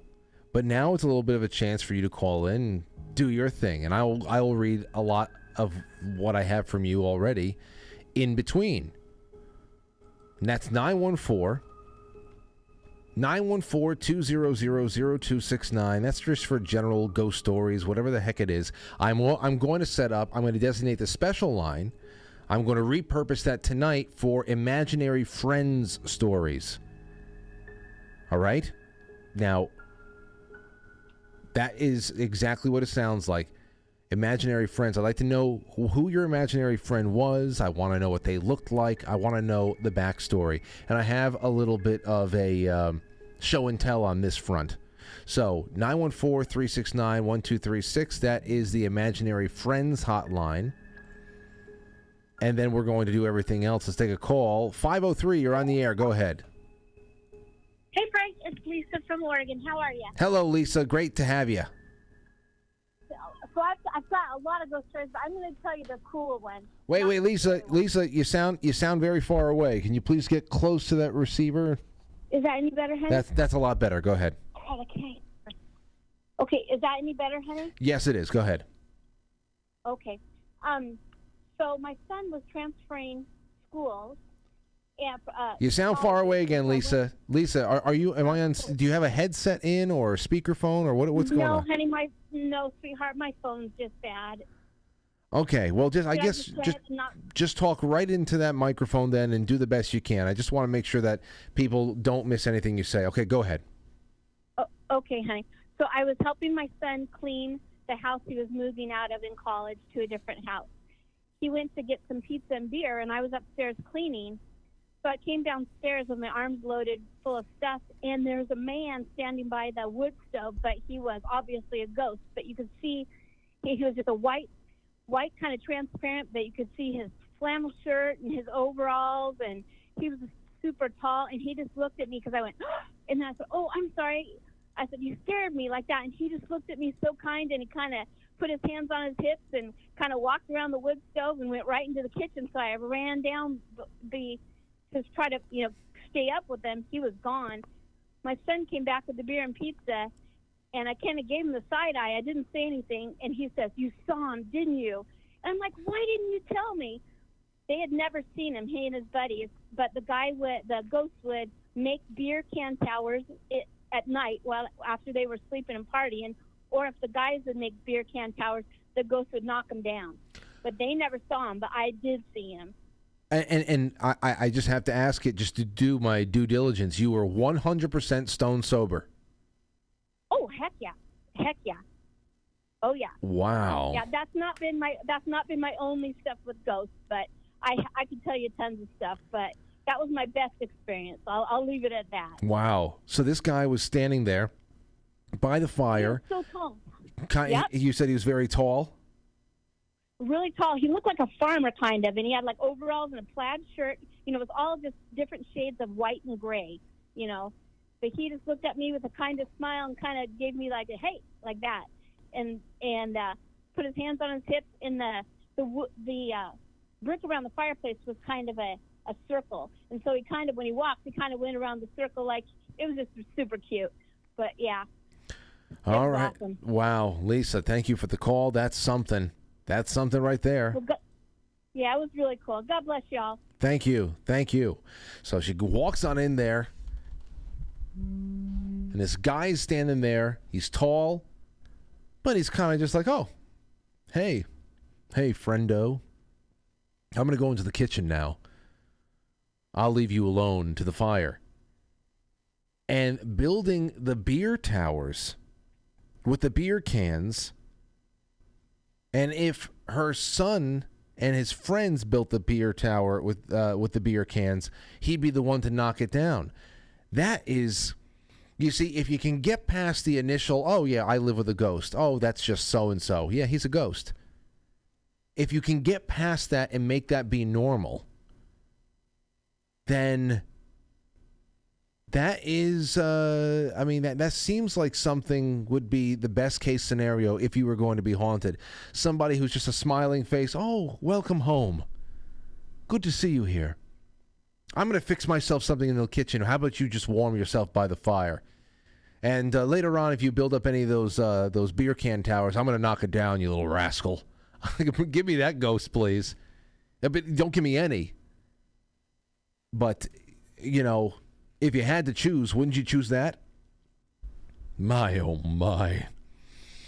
Let's take another swipe at our I've seen a ghost thread. Let me see here. Several years ago, my niece and nephew were playing in my nephew's room. They ran into my niece's room, and there was a little girl standing there and said, "I'm not supposed to be here," and disappeared. My nephew cannot tell lies and was very shaken by the incident until I had a talk with him and told him that if she wanted to hurt him, she would have done so by now. She has never been seen since. There's another instance of the children. That is very disturbing. A ghost story is meant, if it's an account of something that you experienced, it just is what it is. But when you're telling ghost stories, you're usually trying to, disturb somebody and tell somebody about, this is an actual thing that happened.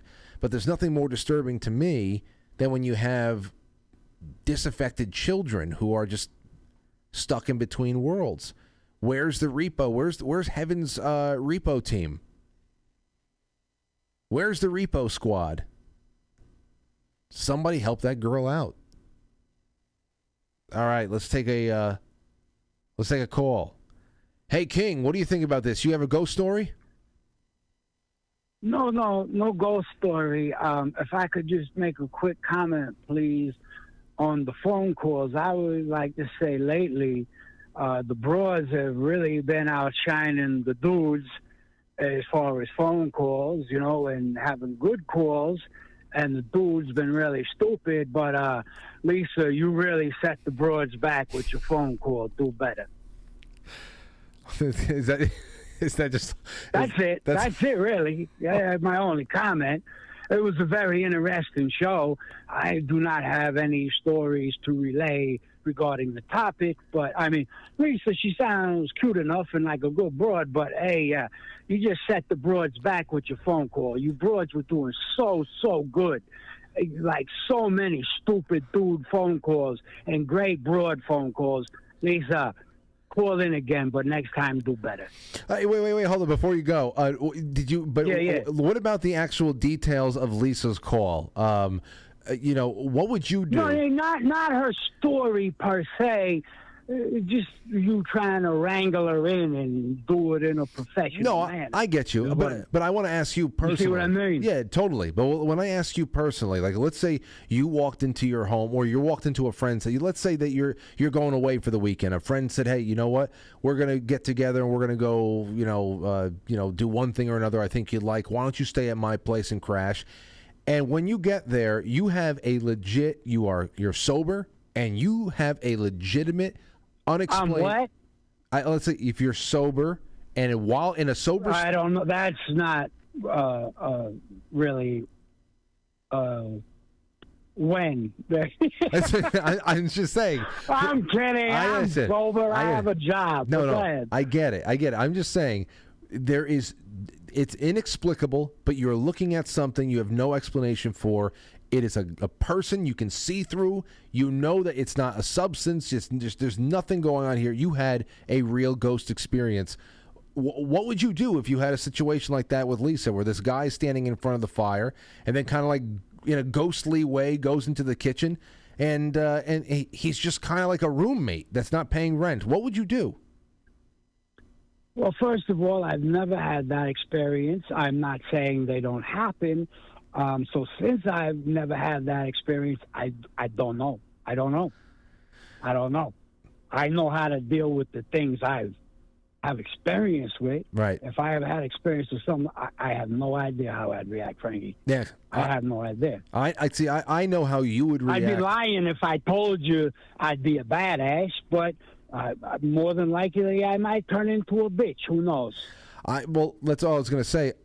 I know what you would do if you found a living person in your house when they're not supposed to be there. But as far as this, Right. I mean, that's just, that's almost like you hit the reset button on you, where you're not just trying to deal with something in your you're like your whole worldview is being called into question in one instant. Yeah, and like I said, I've never had the experience. I'm not saying these things don't happen. I don't know for sure. I'm not an expert, but these people that do have these experiences, I've heard too many of them to think that they don't happen. You know what I'm talking about? Yeah. Well, thanks for the call, King. Thank you for taking it, sir. All right, there you go. So the broads have been killing it lately, and the dumb dude calls, they have been. I guess the dumb dudes have been really dumbing it up, but the broads have been doing good until Lisa. I loved your call. Okay, let's see what else we have here. Let's go back to the thread. This one is from Katie Sky. She says, I have seen a ghost. So when I was 13, some friends and I were sleeping over at another friend's house. She lived in a somewhat rural neighborhood just outside the main suburbs, so the lots were like maybe an acre and had barbed wire fences so you can easily see into the neighbors' yards. Anyway, we went out into her backyard to smoke a joint, and I swear we weren't even high yet. The joint haven't even made it around a full rotation. The chattering between us stopped, and simultaneously we all looked stunned and wide-eyed in the same direction. We saw the ghost of a woman who had looked like she was maybe from the 1980s, considering the way that her hair was rolled and cut, and by the style of her floor-length robe and nightgown, you know, the silky kind. Both were differing tones, white and maybe what she died in. Her hair was brown and shoulder length, and her skin was pale. Her eyes were blacked out. She looked very sad and also angry, like her death was tumultuous. I decided to be brave and giggled that I was going to go up to her. I started to take a step toward her, and before my foot even touched the ground, we all felt this bass-like vibration, this vibe from her to us, signaling for me not to come near her. We all turned to each other, even more stunned and wide-eyed at this point, and one of us said, let's go inside. We all agreed, hurried in, and just silently watched Friday until all calmed down. I think about her from time to time and wonder about how she passed. I hope she has resolved whatever was keeping her here and has been able to go home by now. Yeah, the group experiences are something that is also very hard to discount. When multiple people see the same thing, and of course, they could all be lying at the same time, but you just know when people aren't lying, that perhaps in some way there is a reasonable explanation for what they're talking about, but you know that what the story that they're telling you is ringing true to them. So that's what we have there. All right, let's see. Let's take great. We have a caller on the Imaginary Friends line. I can't wait for this one. Hello, caller. Who's this? Frank, this is AT from Gilded. What's going on? Oh, AT, how you feeling? Oh, Oh, I'm feeling a lot better. I got through that surgery today. Good. Shout out to everybody in the GETTR community. Thank you all for your prayers and everything. Really greatly appreciated. Yes. So we're very, very happy that you're hopefully on the other side of this. AT has been telling everybody about some, some medical issues he's been having. But anyway, if you're ungilded, you probably already know. As far as your imaginary friends, AT, give us the lowdown of it. How old were you? What was their names? And go ahead. Well, this story isn't about me personally. This is a story that I learned about a year ago from a very, very credible source. Let me start with my grandparents' area. They live on a little corner right below where my parents live. It actually used to be my parents' property, but when they moved back to the area, they bought it off my parents, and they ended up building the house. Catty corner from their house was one of my great aunt's trailer, and next to my parents' house or my grandparents' house is a trailer that other people had owned. Well, they ended up getting divorced, and they sold that property. So a new couple with children moved into that property. I'm sorry, some medical people walked in, but they ended up, their children started telling them about seeing Joni and Nellie. Now, my grandmother passed away early 2000s. Nellie had passed away in the 90s. But one of the things they used to do was stand at the end of my grandfather's driveway around the flower pot and just talk after getting the mail and stuff like that. Just, randomly going through the day's events and stuff like So that. wait a second. Your grandmother was Joni? Yes. And who was the other one? Nellie. Joni and Nellie was a next door neighbor. Yes, and that would be my grandfather's sister. Okay. So they're all related. Now, the couple that moved in beside my grandparents, Pat and his children, they were all real young. And his children would used to see Joni and Nellie and talk to them around the house. And they would see them during the day down at the flower bed at the end of my grandfather's driveway. When Pat told me that story, he said they never had met Joan or Nellie, so they didn't know who they were, but they identified them by name as people that they were seeing, his children, his youngest son and his youngest daughter. So there were two of them that were able to see Joni and Nellie. So that was just such a wonderful story that he ended up telling me one day randomly, because I'd met him maybe a year or two ago. I became friends with Pat and everything. So very credible guy. I was not expecting him one evening to tell me that story. You see, AT... It absolutely heartwarming. It's heartwarming. There's a couple things that... Now, I'm thinking about... I'm trying to make Joni and Nellie my grandmother and my great aunt for the time being. And I'm just trying to imagine this. Because in one respect, I'm asking myself... Why are Joni and Nellie still, talking by the flower bed at the end of the driveway together all these years later, and then of course talking to the new kids that are in? I mean, why are they still here? And of course they have to be still present in some way to be able to carry on. Like, did the children say what they were? Was there interactions? Were they asking Joni and Nellie things and getting answers back? Yes, actually, they were speaking to him, and it was real kind-hearted. Both my grandmother Joan and my Aunt Nellie, very, very high-energy women, love children. My grandmother, if she was still alive, she'd have like 18 grandchildren plus a whole bunch of great-grandchildren.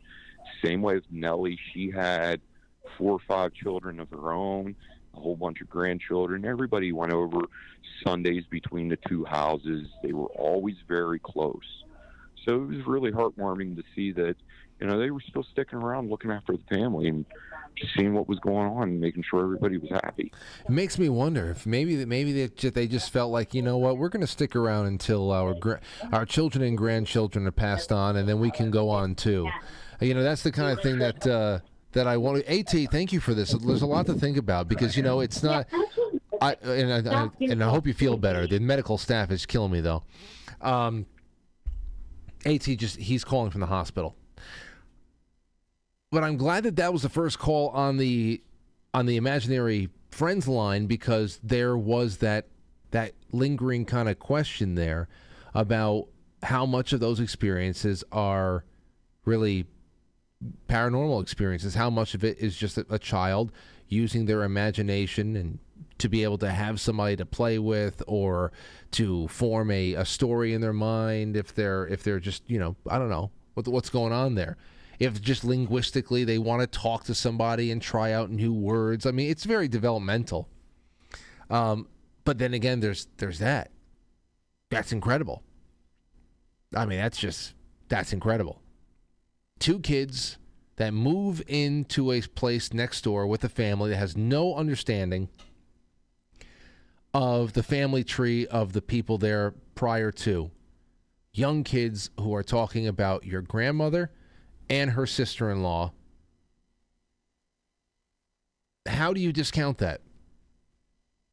Is it are you gonna call it demonic? This is another thing here too when we start talking about what everything, what consciousness is really made of, and the human mind. It goes to out-of-body experiences, near-death experiences. What is strictly demonic?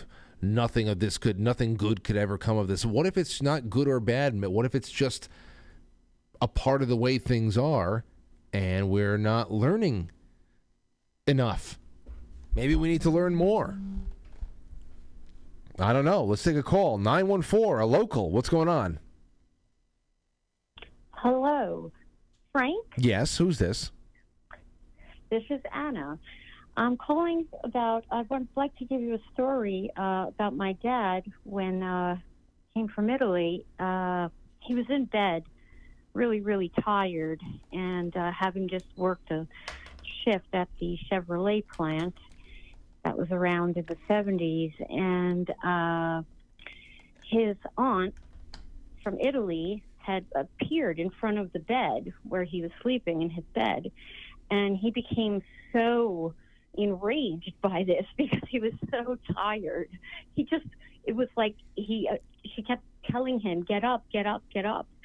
And finally he just got so annoyed, he woke himself up, and stopped, he stopped paying attention to his mind that was telling him go back to sleep, and grabbed a glass to throw it at her. And at that exact moment, a 500-pound mirror fell off the wall onto the bed. And hurting him? No, he was spared. So his aunt had come to him as an apparition, and in turn, that saved his life. So there you go. Even after the fact, it makes you wonder there too. If all the women in your life, they come to, maybe there's a reason why they want to annoy you at times. Yeah. And you have to you just have to kind of give in to them a little bit and just see how it could benefit you. So true. That's wonderful. Okay, Frank. Well, thank you for that call. Thank you so much. There you go. Just fellas, indulge them. Indulge them. There might actually be a benefit. Oh, wow. All right. Let's take a gander into our super chat, shall we? And then we'll do maybe a couple other things. First one up is Stostube. Thank you, Stostube, for the blessing over there on quitefranklysuperchat.com. Actually, I should have tried this. Take a look at this, everybody. I'm going to put something on the screen right now. I got to thank Al Gorbachev for putting this together for me. Now, popping up on the screen is a QR code. It's in a little tiny box television with the rabbit ears antenna on top. Now, if you're watching this on television right now and you take out your phone, your smartphone, and you put on the camera and you just put it on up and focus it in on the QR code, click the link and it brings you right to, quite frankly, Super Chat, quite frankly, superchat.com. So I'm going to start flashing that for quite frankly, superchat.com. Maybe what I can also do is flash a QR code that brings you right to quitefrankly.tv after the fact, whenever we're bouncing off to quitefrankly.tv, especially on nights where we have specialty programming going on there, just so that the 12 seconds that it usually takes you from going from one website to the next can take you 2 seconds by just clicking. Wouldn't that be something? I got to think about that. Hey, Gorbachev, you hear that? Let's do that one there, too. That'll be nice. So I just want to let you know, I'll be flashing that up there to make it all a little bit easier there. And Katie Sky says, you always bring the fun times, Frank. Thank you. Well, I'm glad. That's really all that matters. Now, Katie Sky is another one that is hanging out in the Gilded. And I heard that she and a few ladies from the Gilded, including my cousin, did a little bit of autumn New England traveling and all that stuff. So I hope they all had a good time. And let's see into the Rumble, what's going on there. We've got a few here. From SuperPotus45 says, I like listening to your show driving my bus in Montreal. It's been 2 years now. I don't miss one. Keep it going. I get good comments from people. Please tell Matt I really like him too. God bless you all. You play us in the bus? Well, SuperPotus45 is up there in Montreal driving a bus and is putting some, quite frankly, on out. Well, I guess you can't wear earbuds while you're driving. Wow. Thank you. Thank you for that. Jay Semo says, King tops off the show. Yeah, I know a lot of people just sit around waiting for King to call in. And sometimes I do too. SuperPotus45 says, this one is for Aurora. Thank you again, my friend. That's very kind of you. All right. Now, on Pilled, right there, our home, quitefrankly.tv, pilled.net, which is the parent company of Foxhole, which is the live streaming apparatus inside of Pilled.net. We've got some gold pillars there. And NJSF, Sean Joe, Paulie, Robert Sarnes, thank you so much. Captain Flint says, I was tech director at the old Vaudeville Theater. Haunted. Really? I'd love to get inside the Embassy Theater. Joe M170 says, bless all of the people watching this.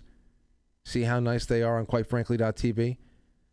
Well, our home, you'll know. You'll know very soon. Thank you so much. All right. Here's something I have for you, a little bit of show and tell. This is a little bit of show and tell, since we're talking a little bit about imaginary friends, and we can do imaginary friends on Friday night as well. Tomorrow, well, actually, no, I'll leave the imaginary friends line open tomorrow night. Greg Carlwood is on. This is somebody that I can extend these talks in one way or another with him. And then when he gets off and we just start taking some calls and kicking around other topics, I'll let this one come in, because we got one imaginary friend call, and I know that there's going to be much more out there. I want to know about your imaginary friends. Well, did I ever tell you that my brother Anthony, who's not here right now, if he were here, I would call him in. My brother Anthony had an imaginary friend. He actually had two. He had BB and Big Michael. BB and Big Michael, those were his imaginary friends. And he had already had them in his life, somewhere around 2.5, 3 years old, and he kept them around. They were around for a few years after that. Now, what happened to them after that? Well, they died. Actually, he said that BB and Big Michael, they had heart attacks. I don't know what happened to I think Big Michael had the heart attack. Maybe he was, big. I don't know. But he just one day they went away, and put that in your pipe. But I have a little treat for you. This is from 4th of July, 1990. This is 4th of July, 1990. It's actually my cousin Connie's birthday. We were up at her place. I'm not in any of this because it's not part of why I'm showing it to you. But my brother was about 3 years old. And here is just a little bit under 2 minutes of what we had captured. I think there's a little bit, maybe about 30 seconds more, but you'll get the point after a while. He was just having a day, and it was all being caught on tape. And at one point, my mother and father threw this VHS into the mail and sent it to America's Funniest Home Videos to see if they would put it on, but it never got there. But still, very fascinating and very cute in many ways. Take a look at this. Here's Anthony arguing with either BB or Big Michael in 1990.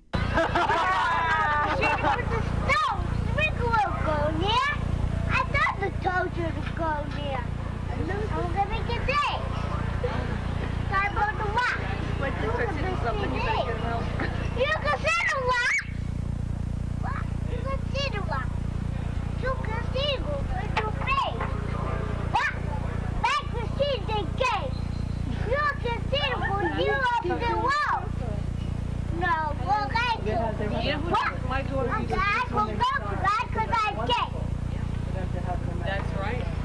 Him, yeah, I still have one.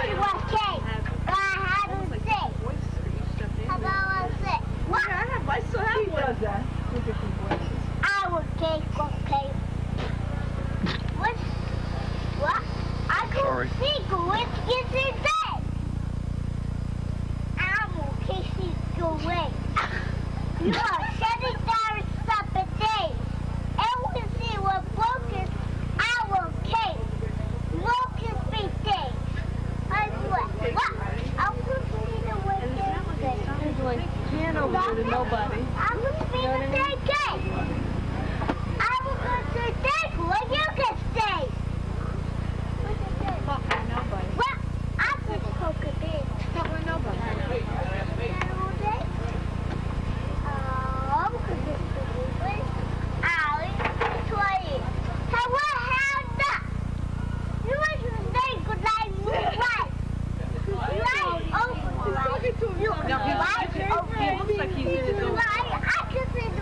He's in his own world. It's right. That's what I said. You can see the white. You can see. So, who was he talking to? Was he just developing, or was he talking to somebody?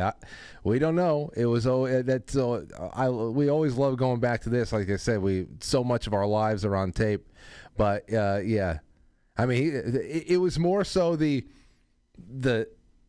body language. Always being somebody was saying something because what, and then he's responding to something else, and we've been watching this for decades now. So anyway, that's my little contribution to this. I didn't have an imaginary friend. To be honest, I tried, and it just didn't work. I had imaginary enemies. I still have those today. I think everybody has imaginary enemies when you're in the shower and you're just defeating somebody in a debate, or when I was in first or second grade and you're a Ninja Turtle and you're just taking out dozens of Foot Clan members. I had plenty of imaginary enemies in my life. I probably still have a few today, but imaginary friends, they never worked out for me, and I don't know. That was just letting you know. All right, thank you everybody so much. Thank you so much. We'll do more of this tomorrow night. Azure Skies says, hey, it worked. We'll call in soon. Jack and Lynn's. Jesse Seminars says, cool. Oh, so there's two people who just sent super chats because I flashed the QR code on the screen, and it was just click. Hey, wow. Yeah. Look at that. Look at that. Well, okay, we're going to play around with this. That'll be fun because we'll also play around with QR codes just to get people to specialty programming after the fact. You have no clue how easy it is to use quitefrankly.tv and everything that the guys at pilled.net have created. Yeah, you have no clue. And we got a lot of great things going on. It's Wednesday night, so it's Rabbit Hole Wednesday. Get over there. Get over there, quitefrankly.tv. And tomorrow, we will be back in action at 7 o'clock. Thank you, guys and gals. And thank you to Carol Hughes. Fantastic guest. Great night. I'll catch you on the flip side.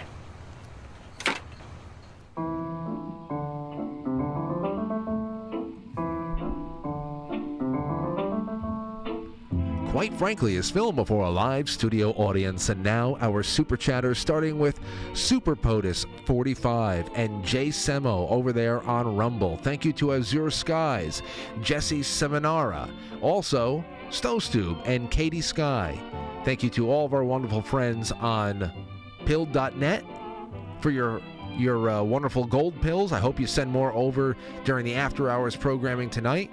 And I'm going to go home and enjoy myself, and I'll probably just jump into that chat room too and see how everybody's doing soon. So take care, become a sponsor on quitefrankly.tv on the Sponsor Us tab, and I will see you tomorrow.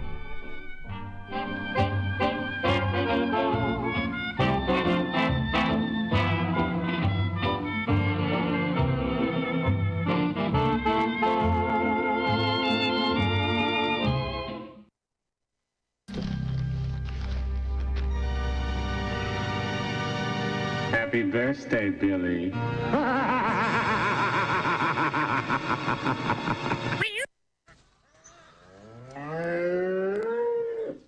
Will you shut up? No.